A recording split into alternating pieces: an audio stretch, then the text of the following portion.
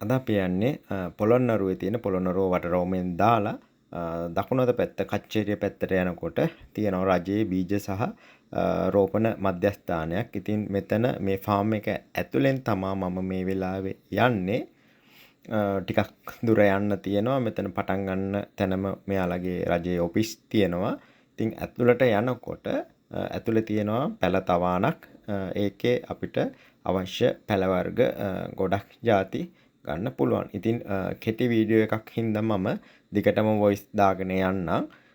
මෙතන ගොඩක්ම තියෙන්නේ අඹ වර්ග සහ සාමාන්‍ය අනිකුත් පැල වර්ගත් තියෙනවා. ඉතින් ප්‍රධානම ගත්තොත් මට මෙතන සාමාන්‍ය බද්ද පැල වර්ග වලින් ගත්තොත් වර්ග 30ක් 40ක් වගේ ප්‍රමාණයක් බලා ගන්න පුළුවන් සමහර මාදලි වලින්.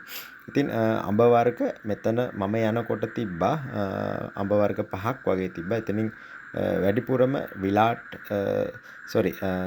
ටොම් ජේසි අඹ පැල තිබ්බා. ඉතින් අඹ පැලයක් රුපියල් 300ක් වගේ තමා මෙතන අලෙවි වෙන්නේ. ඉතින් ගොඩක් බද්ද පැල රුපියල් 300ක වගේ මුදලකට තමා මෙතන අලෙවි වෙන්නේ. ඉතින් මෙයාලා තව ඉදිරියේදී බද්ද කිරීම සඳහා ගන්න මෞෂාක වවලා තියෙනවා. ඉතින් දැනට අඹ වර්ග කිහිපයක් සහ දොඩම් වලින් ගත්තොත් දොඩම් වර්ගත් කිහිපයක් තිබුණා. මම කලින් වතාවේ නම් ආපු වෙලාවේ අලිපේර පැලත් අරගෙන ගියා. ඉතින් මේ ස්ථානයේ තමා පොළොන්නරුවේ ගණන් අඩුවටම පැල වර්ග ගන්න පුළුවන්. සාමාන්‍යයෙන් මෙතන මෙයාලා මේ තියෙන ලෙමන් පැල තියෙන්නේ බද්ද කරපුවා මම හිතන්නේ ඉති පැල තමා මෙතන තිබ්බේ. බෙලි වර්ග දියුල් ඒ වගේ බද්ද කරපුව ගොඩක් වර්ග තිබ්බා. ඊට අමතරව මේ කරත්ත කොළඹ අඹ විලාට් තව මෙයාලගේ අඹ වර්ග තිබ්බා ගොඩක්.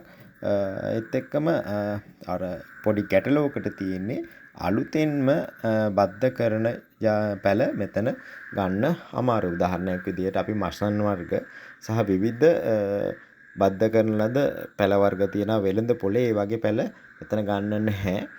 සමහර අර බද්ද කොටසක් තමයි මෙතන ගන්න තියෙන්නේ. මේ මහත්තයෙක් අපිට හොඳ පැල ටිකක් තෝරලා කරලා දුන්නා.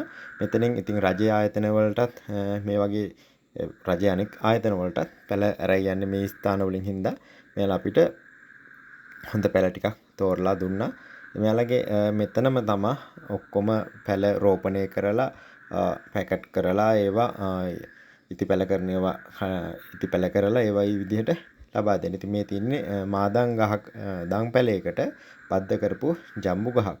යට දන් ගහක් තියෙන්නේ. මෙතන සාමාන්‍ය ප්‍රමාණයකට පැල ගොඩක් වර්ග තියෙනවා ගන්න. ඉතින් අර ගොඩාක්ම අලුත් පළතුරු වර්ග අඩුයි.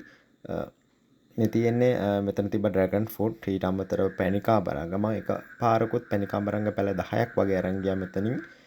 ඔක්කොම ඉතා කෙටි කාලයකදී පීදෙන්න ගත්තා. ඉතින් අනිවාර්යයෙන්ම මොන පළතුරු පැලේ හිටෙව්වත් ඒ පළතුරු පැලේට සාමාන්‍යයෙන් අඩි 2ක 3ක වගේ වලක් කපලා ඔයාලා හොඳට පොහොර දාලා හිටවන්න ඕනේ. ඉතින් අර ආවට ගියාට අපි පොඩි වලක් කපලා හිටෙව්වා කියලා වෙලා පළදාව ගන්න අමාරුයි. ඉතින් ඒ උපදෙස් විදිහට හිටවනවා නම් හොඳයි. මොකද සමහර ශාක වලට වතුර අවශ්‍ය නැති ශාක තියෙනවා. ඒ වගේම වතුර අවශ්‍ය ශාක තියෙනවා. ඉතින් අපි ගොඩක් වෙලාවට නිකම්ම හිටවන වලක් කපලා ඊට පස්සේ ඒකට සාත්තුවක් නැහැ. මේවට අවශ්‍ය පොහොර වර්ග එහෙම කුඩා කල සිටම ලබා දීලා ගහ ලොකු කරගෙන හදා ගන්නවා නම් අපිට ඉතා කෙටි කාලයකින් ඵල දරන්න පුළුවන්. ඉතින් ඕනෑම බද්ද ඵලයක් හිටවනකොට ගහට ටිකක් හැදෙන්න දෙන්න ඕනේ. මල් කඩලා ඉවත් කරලා. ඉතින් ගහ හැදුනට පස්සේ තමයි මසන් ඒ කියන්නේ මසන් පැල බද්ද කරන්න ගන්න එරමිනිය හරි ඒ වගේ දෙයක් තමයි මෙතන තිබ්බේ. අලුතෙන් මෙයාලා මසන් බද්ද කරන්න යනවා කියලා කිව්වා. ඉතින් එතන ජම්බු වර්ග තිබ්බා. ගොඩක් බෙහෙත් නෙල්ලි පැල එහෙම තිබ්බා. අලුත් වර්ගයක් ටිකක් ලොකු ගෙඩි හැදෙන සාමාන්‍යයෙන් හොඳ පැල වර්ග ගොඩක් තිබ්බා.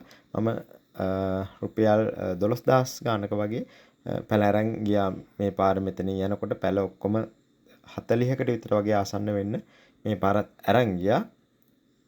ඉතින් ගොඩක් මෙතනින් අරන් යන පැල මැරිලා නැහැ. ඔක්කොම හොඳට බද්ධ වෙලා කාලයක් ගියපු පැල තමයි මෙයාලා ලබා දෙන්නේ. ඉක්මනින් පළ දරනවා. අපි ගහට නිසි ලෙස හැදෙන්න දෙන්න ඕනේ.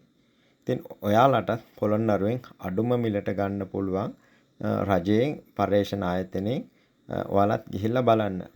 නිවාඩු දිනවල පැල ලබා ගන්න බෑ මෙතනින්.